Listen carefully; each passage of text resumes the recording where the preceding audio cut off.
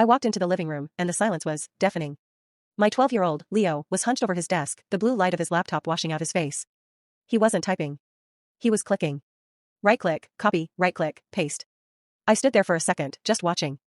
He was writing an essay on the American Revolution, but his eyes were glazed over, fixed on a TikTok feed on his phone.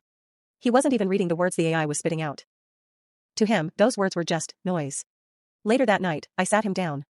I asked, "Hey buddy, what's the biggest takeaway from your paper?" He shrugged, didn't even look up from his game. "I don't know, Dad, something about tea and taxes?" The bot handled it. I'm done. My heart just sank. It wasn't about the grades. It was the fact that he was outsourcing his own curiosity. The next morning, I did something he hated. I changed the Wi-Fi password. No laptop, no phone, just a yellow legal pad and a library book. He lost it. He told me I was ruining his life, that I was old school, and that nobody writes by hand anymore. I just sat across from him and said, "Leo, if you let a machine do the thinking, your brain becomes a passenger in your own life." For 2 hours, he stared at that blank page. He groaned. He doodled.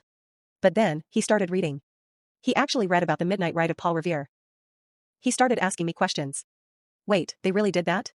By dinner, he had 3 messy, handwritten pages. They weren't perfect. There were coffee stains and crossed-out sentences.